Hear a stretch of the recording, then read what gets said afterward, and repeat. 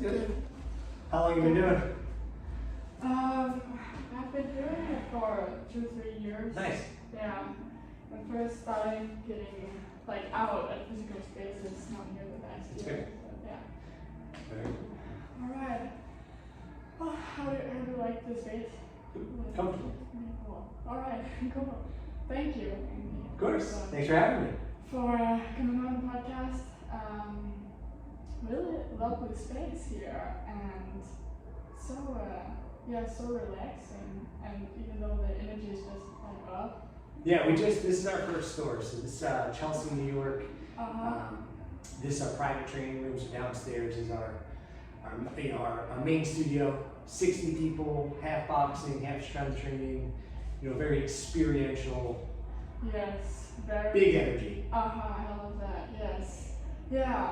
Well, let's get into it, and let's get into it. Do you want to start with sharing your story? Yeah, like that'd be great. 5 minutes.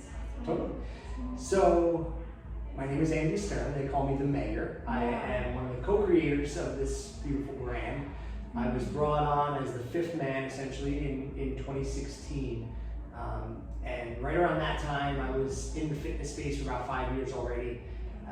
I was at Orange Theory for a few years, and I was an operator, but also a trainer, and I had a business degree, my MBA, and so forth. So I always wanted to bridge the gap between my brain and my body, and be a trainer, but also an operator.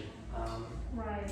But at that time, I know your story is, briefly as well. I lost my dad, and I think that weighed a lot on me, as it does, right? It's such an impactful moment, but I kind of used that pain as like, hey, this is a purpose here. This is something that I could do good and help others, and as a platform, essentially.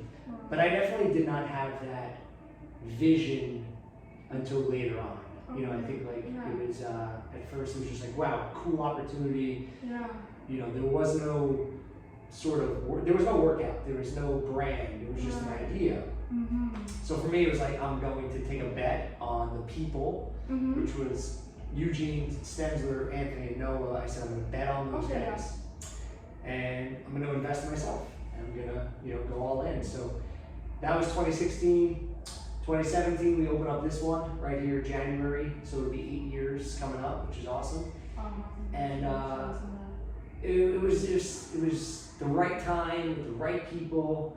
We were hospitality driven. We were obsessed with the product. We were, we didn't have an office. We worked here. We worked in the class. And we worked at the desk. And so we formed the team. We built the studio, and then the brand was, ultimately born. Right. And that year, 2017, was really about creating our process. It was relationship driven, so a lot of connections in New York City, naturally, right? But I think very important when you're establishing a brand or a concept is leveraging the people in your network, right? Inviting the right people, because the people ultimately are going to help take care of the brand. So getting the right people in the store to talk about it, to create this mystique of what is Rumble, and then the trickle effect. Right, so then there was a little bit of like, I can't get in, so there's a wait list. So then people are like, well, I want to get in, and it's like, you always want what you can't have, right? Okay, who can get in? Clients. Oh, clients. Yeah, clients like into the class. Okay. So we were just selling out classes. Got it. Okay, so, which was great, business was booming, and we were rolling with the second store and the third store, etc. So over the span of 2017 to 2020, we opened up, I believe it was 10 stores, New York, LA, San Francisco, DC, and Philadelphia. And 2 concepts. We had a boxing class, we actually had a running class. We had Rumble Juice, which was our, fun drink. Really big investment in people. We really invested in the trainers, the operators, and were, again, like I said, obsessed with the product. So that level of hospitality and expectations and delivery were all top of the top. Pandemic obviously hit. Yes. We have to close the stores. I lose a lot of the original team, you know, the operators, the trainers. So we had to pivot like everybody, but outdoor classes, Zoom classes, Instagram Zoom lives. classes. Yes. How was that? Zoom was, there's a blessing and a curse. The Yeah. Zoom blessing was we were able to give a little bit of the Rumble magic to clients like Denmark, like, you know, that couldn't ever experience Rumble. Now it's like, it's kind of like a peeking behind the curtain. It's like, wow, that's what it was about. Because we had presentations on the Zoom, so, you know, exactly. The music was the same, so the energy of the trainer, of course, was as close to the same. Obviously, nothing can compare to humans, right? Yes. Like you can't ever replicate that. Yeah, no. But it was cool to be able to give an audience a little bit of Rumble, even though they were never able to back then. Yeah. But then you take that story and now you almost kind of fast forwarded a year and a half in the franchise model, and like now they can, right? Now there's almost 100 stores open globally, Japan, Australia, Kuwait, suburbs of the country too, where, like I said, they couldn't experience unless they were in the major cities. Now they can. So underneath Exponential Fitness, the concept has been a franchise for 3 years now, 4 years. My role is specifically on the product is building the programs, training the trainers, ensuring that from a scalable concept, we're delivering as close to the same experience as where we're sitting today, right? Like that's, I can't have you going to a studio, let's just say in Memphis, and you'd be like, well, it's not the same. Like I hate that. It's not going to be again. This is New York City, right? Yeah. But if I can have it be, that's the Rumble, that feels great. That's an amazing experience, great hospitality, great trainer, great workout. Then we've done the best we can at scale, right? So that's my story. Yes. In a few minutes. Yes. Thank you so much. And yeah, it's incredible to sit here in the room with you now, having prepared it for some time, looking forward to it, read about it, and being in New York City now, and seeing it myself, all the design, the interior, like what goes into it. It's a lot of. I think it was Francesca once read from. When you go into someone's house, there's so many things, and I always think about that when I go into a space, like what's all that goes into it. There's a lot. There's a little bit of thought behind every decision, but ultimately, like, does it create a feeling? Right. So for us, if you open up the lockers and you see the stickers and so forth, like the imagery plays on the nostalgia and. The original idea was like a high school locker. If you were to open it, it's like, you know, back in the day, kids might have like wrote their names or put up a sticker of a cool athlete or a car. That's what we wanted to emulate. The music, similarly, we wanted to sort of play, obviously hip hop, because that's kind of the DNA of the brand, but as it's expanded, it's evolved to be a more inclusive sound, to play genres and artists that in 2016, 2017, 2018, we wouldn't have even considered. Right? If you were to say, Stern, you're going to play NSYNC in 2018, I would have probably fired myself, right? Because it wasn't on brand. Right. Yeah. But again, the brand has gone through a little bit of evolution, and now it's like, it's okay to play that song from NSYNC once in a while. You know, it's not every class, but just a little bit to strike that like chord for that client that's in class. Like, wow, I love this song. What does that give for you? That song. Any song, I think for me, every song has to tell a story. Right. Yes. Right. So the beautiful thing about Rumble is the music helps with the programming matching. Meaning, if the music is intense and grittier and like tough, it's the exercises, the combinations are designed to match, right? So, you know, if it's more of a poppy, happy feeling sound, it's gonna resonate with the exercises being a little maybe lower impact, slower, you know. So that is not by luck. That is literally by design. It's curating a story that if we can match the energy of the music and the intensity of the exercise, we can create magic. Yeah, I actually remember we had like classes on that in PE in high school about how rhythm fits together with like what we're doing, like the music, rhythm fits together with the music. That's it. Yeah. If it moves fast, you want to move fast, right? If it goes slow, you want to go slow. It's like human nature. Yeah, it is. Yeah. Sometimes I don't know. Yeah. But you are from New Jersey. New Jersey. Right outside here. Yeah. The good side of the water, I like to consider. But very quick trip away. But I'm from the suburbs of New Jersey, so a lot more, you know, country type farm style. Drive to supermarkets, drive to the mall. So moving to New York City with my wife in 2017 was like, whoa, you know, it's a little bit of a culture shock, you know. Yeah, for sure. And best decision ever made, honestly, you know, not even professionally, just personally. I think coming into this city was growth. It was, you know, expanding my wings, but also it was just the different cultures here, the speed of this city is, there's nothing like it. Yeah, it's so, I guess it's the only place in the world where I feel like the culture is so different and so radically different. I was watching this documentary about the history and how it's one of the cities in the United States that has grown as it has. Yeah. And you can go to different parts of the city and it's a different culture, different vibe, different feeling, and that's what's amazing, right? Yeah. So fascinating. Yes, so 2007 you moved to New York. 2017, yep. Yes. Right up the street from here. Right up the street, which was super cool. So we walked pretty frequently to work every day. So it was like, got it. Work to work.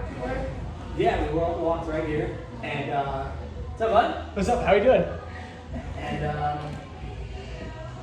And then in the pandemic, moved back to New Jersey. That was 2020 of October. And right outside of it, so I'm still close enough. I'm still close to the end, but far away to be out of it when I want to. So how long did you drive? 20 minutes. Yeah, depending on traffic, of course. But yeah, it's definitely convenient. So when you lose your, I don't know exactly when you're now, but when is it that you lose your dad? Pretty much the week I signed on to join this team. Wow. 2016, July of 2016. Wow. And a couple months later, 2 or 3 months later, I'm standing in this very building. My brother's calling me. Yeah, I was in the basement. It wasn't built yet. It was September. And he's like constantly calling me. I'm like, man, I'm working. Like, your dad? No, my brother. Oh, your brother. My dad had since passed 2 months earlier. And I pick up and he goes, hey man, like, bad news, mom has pancreatic cancer.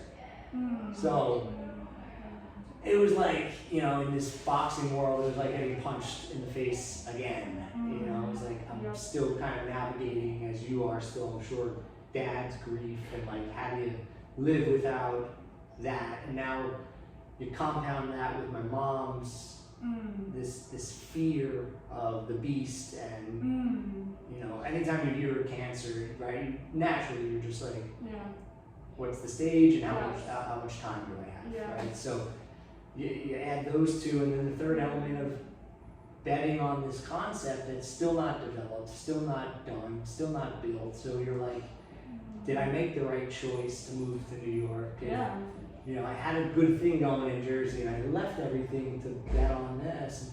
And So now you got all these emotions, Yes, that's a lot. and it's a lot. That was 2016, early 2017. Yeah.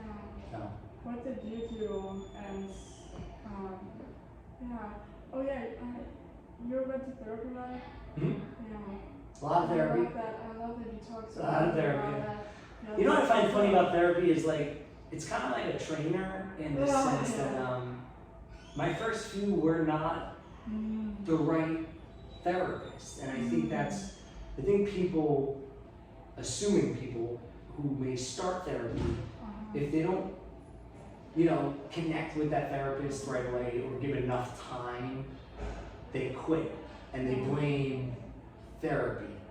You might work out with me as a trainer and you might be like, I don't like it.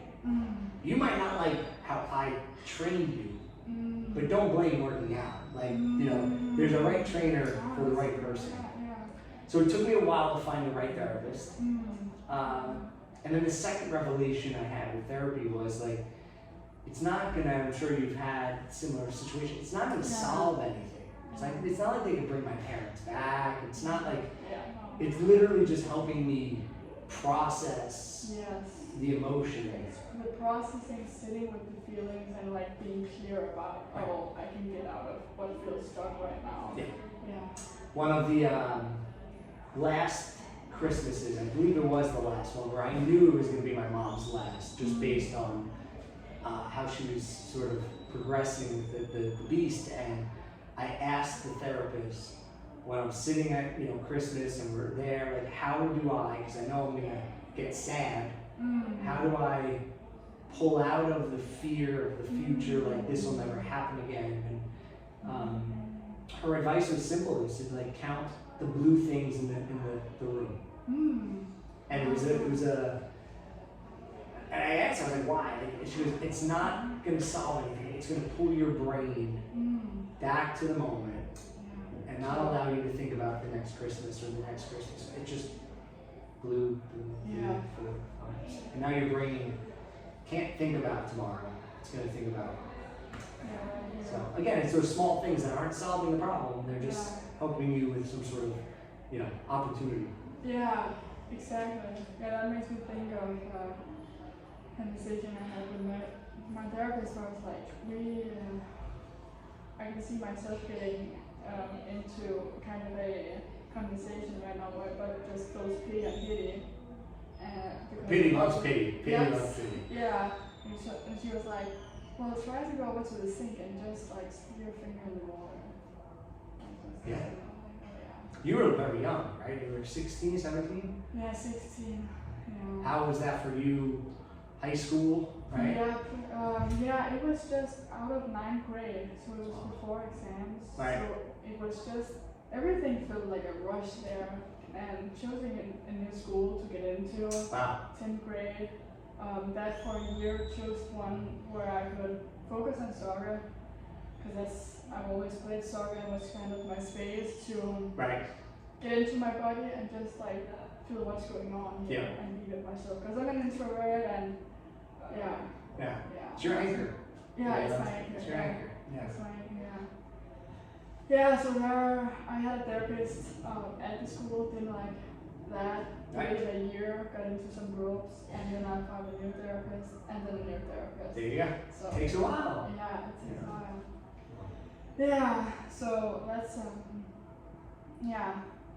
thank you for sharing that. Of course. So where does the rumble word come from? Intuitively, it's boxing, right? Like you hear rumble. Obviously, Michael Buffer, the announcer, let's get ready to rumble. Like it always has the stigma of boxing. So it's honestly the best name I think that you can call this concept. Yeah, I love it. I love it. And I remember you talk about like the smiley emoji. The wink, Jab. So that's his name. Jab. That's his Jab is our logo. The wink and smile and everything. So that came from a brilliant branding agency that we worked with early on. And, it's the brand itself. That logo not just the logo, but like the colors and voice. They really created like, you know, and when I mean voice for the brand, I mean, you know, how does Rumble sound? How does Rumble talk in your email messaging? What is the caption on an Instagram story? So I think a lot of brands struggle with what is their voice, what is their identity, what is their, you know, sort of tone to their customer, because if there's a clear disconnect, people aren't going to trust, you know, there's a broken trust there. So I think the team nailed that early on, but to the same point I had earlier about evolution, not that the voice changed, but we don't talk like we used to talk at 2017. There's words that just, you know, even the language of our music at that point maybe was, in hindsight, offensive. You know, we're sensitive to that. And I think that's good from a culture maturing, but also from like the brand maturing and evolving to know like, we don't need to always do everything we've always done. It's good and appropriate to, no, we don't need to play that like very vulgar song that could make somebody in this class feel uncomfortable. You know, we don't need to speak like how we spoke because we spoke like that in 2017. You know, our marketing doesn't need to be, we were always shirtless outside in New York City, running around the subways, like, it doesn't need to be, it could be in moments, but it doesn't need to be every time. You know, it could evolve into a different image, a different video, a different sound, you know, which is important. Yeah, I haven't, well, I've thought about how as a brand you evolve over time and what, I guess what kind of strategy or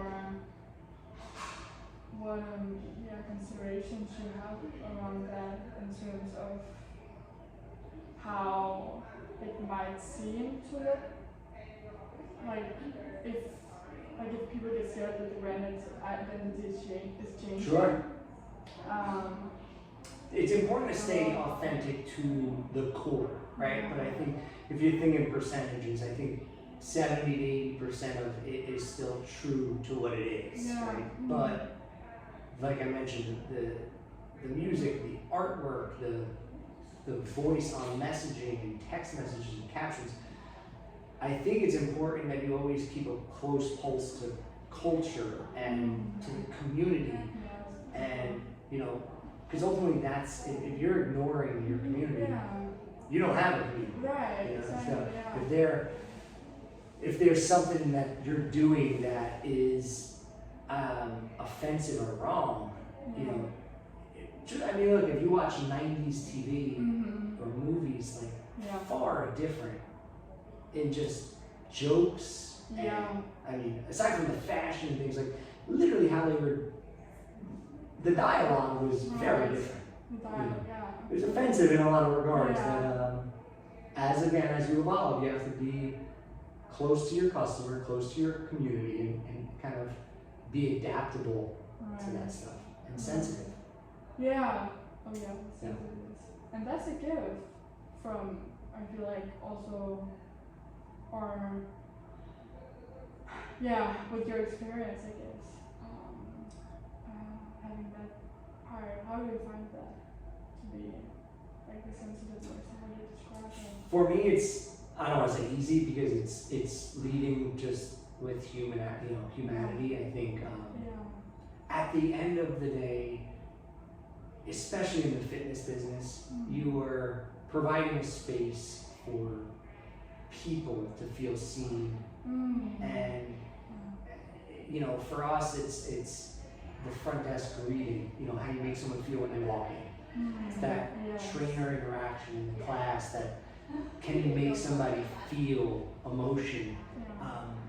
So if you could scale human behavior, you're in good business, you know, because regardless of, if I change boxing to spin bikes or yoga, the modality is irrelevant to, I've evoked an emotion from that person, Yeah. they're going to be connected. Yes. You know, you don't watch a certain TV show unless you're connected to the character or in some regard connected to the plot. But for the most part, the plots are irrelevant. Yeah, yes they are. They take you on a journey, but you're connected to the character. And you're like, I see myself, you know, saving the world or falling in love or, you know, going through this. Like, you're putting yourself in that person's position. So yeah, that makes me think of what I saw now, like as a younger kid, TV. Yeah, that's funny. You always connect to a character. Yes, we do. You know, and I think that's TV shows and movies work when the character is relatable. You know, I think there's. I always like to think about Superman and Batman because I love both. Right? I think Spider-Man, all, but I think I think Batman movies perform the highest in my regard because there's a relatability, not his fortune, right? Bruce Wayne's a billionaire, but his relatability on grief, right? He loses his parents.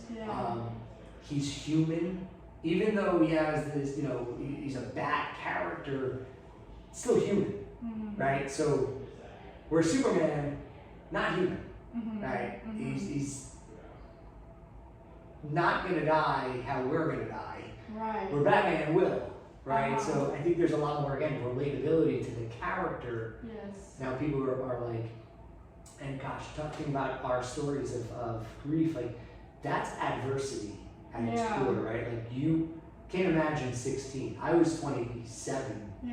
And I still felt like a kid. I still do feel like a kid, but at 16, you are a kid. You know, you are going through a lot of internal, like, let alone external challenges. So, you know, going back to the Batman, like the adversity that Batman always faced from the external world as well as his internal world, that's relatable. Where I don't think, for the most part, we can connect to Superman's external challenges because they're not realistic. No. It's, you know, so that's mine. Yeah, I think that's interesting. So you kind of put that into like how you've grown, maybe even with Rumble. Without my adversity, I don't sit in this chair today, and I think that's I think that's true for you.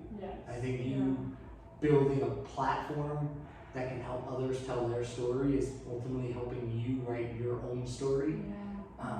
Where if you didn't go through what you went through, I don't think there's a reason why you want to do what you're doing or even consider doing it. Yeah, it's crazy to see how that has connect the dots. Exactly. Yeah.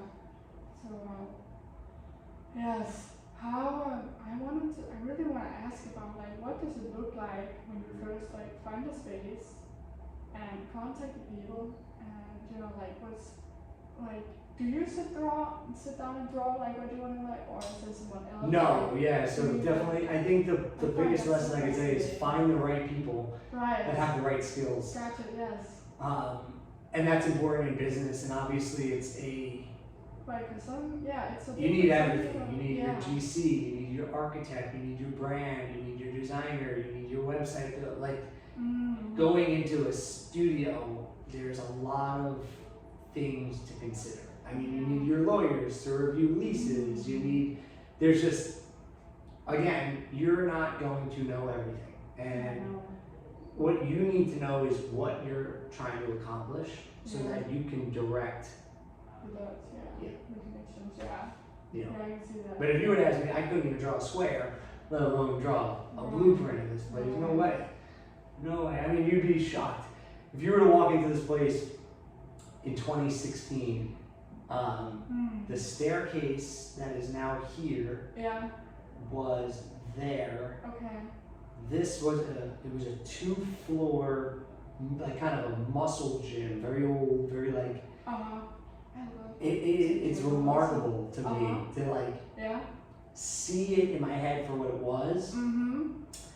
To see architects and drawings and designers be like, well, we could just build a staircase here and like footprint here and like, and then someone does it. Someone literally builds it. It's like, it's mind-boggling, you know. To me, it's like a cook knowing that if I put all of these ingredients together, these proportions, I can make this. Which is crazy. It is. But again, you need the right people that know what they're doing.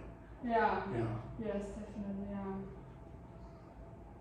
Yeah. Wow. Yes. Yeah, you really need the right people. And is that? Do you feel like? Because I find that very much to be very intuitive, energetically. To find the right. Yeah, like someone else, like kind of. I don't know. I think I found your page after I saw. I don't know if it was Equinox or something I'd seen on their page or something, something like that. We worked together with them. Yeah, Equinox. Yep. Yeah. So I can't even. Connecting the dots. You know? Yes. And the funny thing about Equinox is, for 2015, before this, I went and auditioned twice to be a trainer. Oh, okay. Didn't work out. Oh yeah, okay. Wasn't the right time. Yeah. And I remember as a trainer, I was so mad and like discouraged. Because honestly, you feel like you lost. You feel like I did everything I could and it wasn't good enough, or that narrative starts to play, right? Like, I should be better. I'm not good enough to be in New York. And so that could shape the foundation of your confidence. But as it developed, again, connecting the dots and then fast forwarding into working with them and building their digital product, I always like to think of it, it wasn't a no, it was just a not right now. It was just not my time in 2015. My time is 2020. And I needed to do things in between that time to get to that. Yes. You know, it just wasn't the right time. Learnings or explorations and things to have before that. I feel like that's always how I see it too. Try to see it. So when did you become a trainer? That was 2010. 2010. 2010, so a long time now. But wow. still my favorite part of fitness, I think. Yeah? I mean, I love the business piece, I love the marketing, I love the sales and operations, but at the core of, who I am, it's a performer, it's a connector, it's a storyteller. So, I think if I was to think about like my legacy eventually, it's how would a you great describe trainer. What would be that? Connector, a people person, that can create an experience for people, which again, I guess that's my favorite part of this business. Yes, I see that. Okay. I kind of wanted to ask about when you started and you have locations in New York, United States, and then you go outside to worldwide. What does that look like? So, I was in Japan in June. Amazing experience. Never been out there before. Was really impressed with how the brand was received from the market. Meaning, the enthusiasm from the operators, the trainers, the excitement for it. Because again, like if you think about it, it's across the globe. It's a boxing and strength concept that is a long way away, reaching where people are excited that it's here. So for me, like that's just a moment of like, wow, like this thing that started right here reached an audience all the way over there. And then for me, it was just amazing to see the trainers teach the product in Japanese. It was amazing to see the clients react and feel. What's universal is feeling, right? It's a universal. So regardless of Japan, Australia, Kuwait, New York City, New Jersey, people want to feel emotion, and everything that we do in that classroom is designed to evoke emotion. So watching clients have that emotion is like, wow. And I couldn't understand what they were saying, right? Like I don't speak Japanese, but I could feel what they were saying. I knew when that beat dropped and the lights exploded and I saw people going fast. I was like, wow, we nailed that. That's a moment, you know. So global expansion to me is just one of those sit back and be grateful. Grateful that I've been a part of it. Grateful for the community that's accepted it. And grateful for the operators that invested in it, because without any of that, it doesn't work. Right? It's just like, oh, cool, you open up a gym and, you know, across the globe. You need the right people. Yes. How does that feel the first time you stand in like the first location? That's a place like that. It's a little surreal. It is, you know, like I said, it for me. Just like I said, I'm still feeling like a kid when I lost my dad at that age. Like I still feel like I am still a kid in this industry, still learning. And part of me never wants to grow up, right? Part of me never wants to feel like I'm the old guy, retire me and put me on the bench. But, you know, when you think about 2017 to 2024, not that long. You know, it's not that big of a time in the grand scheme of life. So for it to have global reach that quickly, pretty cool. Wow, and congratulations on that. Thank you. Thank you. A lot of people, a lot of good people. Like I said, there's if you surround yourself with the right people, good things can happen. Not always, but good can. So. Wow. And it's, for me, it's incredible that now I'm here in this space that, as I just said before we started, kind of. A lot of history in this room. I mean, you know, from Bieber's in here, Beckham's in here, Selena's, I mean, Kevin Hart's. So they would like to take the big class, so they'll take the regular one, but we bring them in here, make sure they're set up nice, you know, feel like, but it's funny with celebrities in New York and LA, for the most part, the crowd is respectful. They, while they are star kind of like that's something I think about a lot. But it's still super cool. I don't even know how to kind of ask the question because it's so But we treated them as they are, as humans, as people that want to feel emotion in that classroom. So it wasn't for us to publicize like, oh, Bieber's gonna be here. Like it was, hey, if he's here, he wants to work out, let him work out. You know, like we're not gonna invade him, we're not gonna ask pictures, and nah. At the end of the day, all of us as humans enjoy that feeling of emotion and want to feel like we could go to a place and just feel safe and not feel like I have to be, you know, on or performing for something.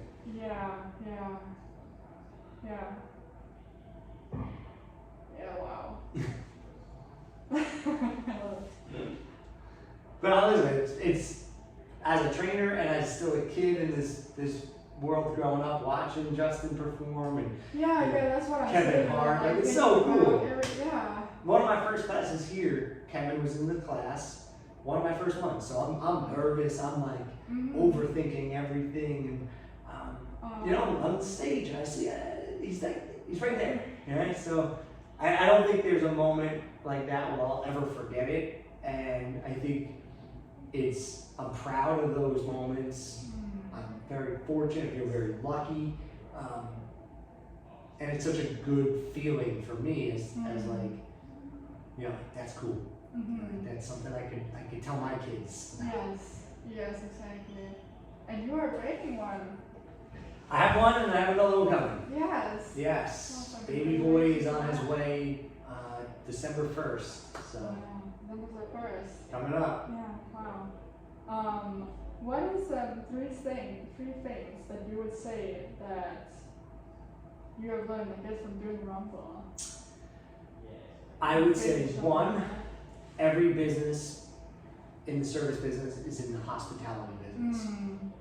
I think learning that through Eugene and how to take care of people, that will trickle that the people will take care of the business. So I think when you put people first that you were working with and managing and leading, those people are going to help manage your customers. So one, for me, hospitality has been a really key learning. Two, it's if you want to scale, you need to create systems and processes that the person behind you can do. Now, I didn't have that knowledge. Right. Coming from a hard-working, I need to do everything mentality. I was doing myself a disservice because A, I wasn't investing in the people that I was training, and two, I wasn't setting us up for growth. So the second big thing aside from hospitality is scale, and scale means you need to create systems and process, and you need to always revisit those systems and process, right? Because just because it worked once or twice doesn't mean that's the right way to do it. There's always something you can tweak. I'm glad you're saying that, because also sometimes I'm like, should I be like doing this like in another way? But it's like, I feel like, let's try it. Yes, you know, try, right? Always. I think there's nobody has literally created the one way fits all guide to podcasting, to teaching classes, to studio openings. Like, nobody said this is it, it's the only way to do it. If you don't do it this way, you're gonna fail. It doesn't work that way. Everybody has something different they can bring to the table. Right. I would say the third one is to, it's like there's balance. I don't necessarily believe in balance. I think boundaries is a better term. Oh, I love that. Right? Because I think if we were to say, what's your work-life balance, I work more naturally. It's just in my bones to like build this thing. But if I could set the boundary, I could tell you I'm not working and I'm going to focus on my family, or I'm going to focus on myself, or my friends, or vacation, or TV, whatever it is, set the boundary. Don't think of it as a balance, because I think when we think balance, we think, oh my God, I'm going too much heavy on the work side, or too heavy on the fun side. It's like, hey, I set a boundary. I'm not working. Right. Hey, I am working. Yes. Like, So that would be the third pillar for me, like what I've learned in this. Is there anything else you're thinking of with that? Oh my God. No, I think it's in any entrepreneurial business, any creative space, I think you gotta enjoy what you're doing. If you don't, there's not gonna be magic. And I think magic comes from passion, and people like to say like follow your passion. You gotta kind of find your passion first, and I think if you are gravitating towards something, I gravitated towards group fitness. That led me to finding my passion, which led me to helping create magic. I think there's steps to it, but at the core of it, it's if you're not having fun and enjoying that, it's never gonna be fun. The play is so important.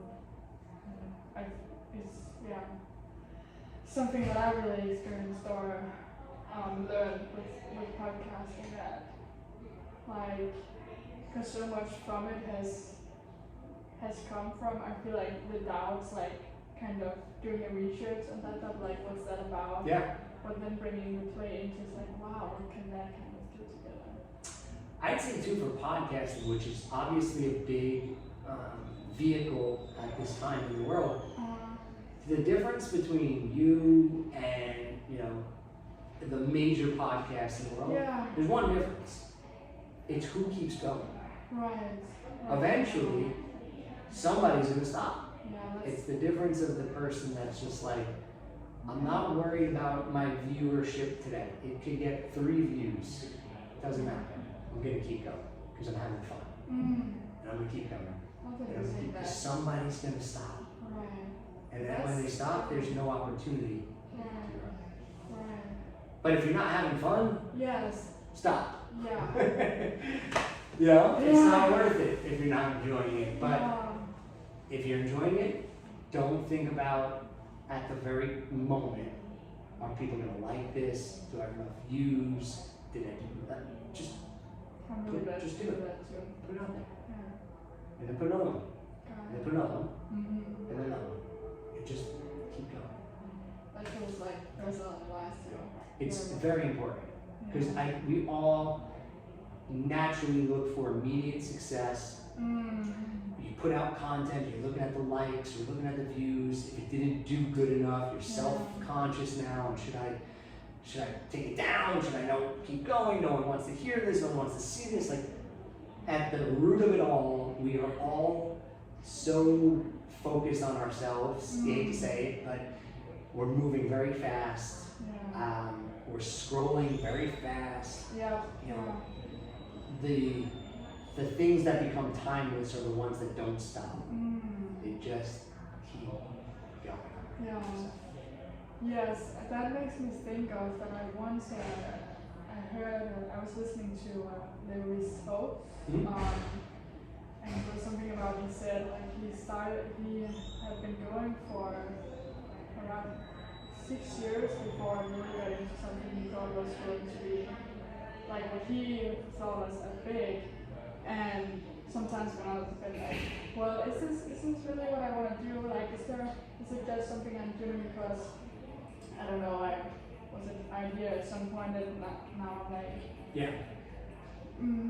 doing it for another reason, but it kind of always takes me back to, like, I had a conversation with my dad right now, and I often think about the conversations I have on the podcast as a conversation with my dad.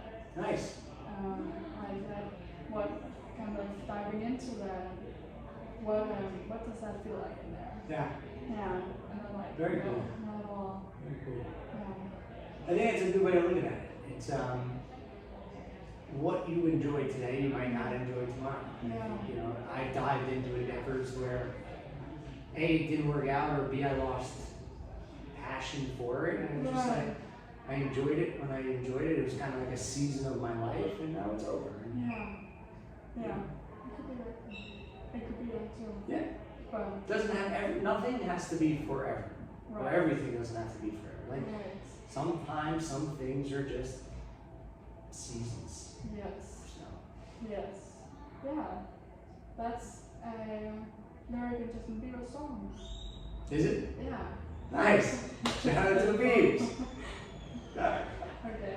Well, thank you so much. Thank you. I appreciate you having me. Yeah, thank you for the time, your energy. It's amazing. Awesome. And sharing your story, sharing my wonder. I appreciate you having me. Yeah, thank you, Annie. Good job. Thank you. You too. And the jar?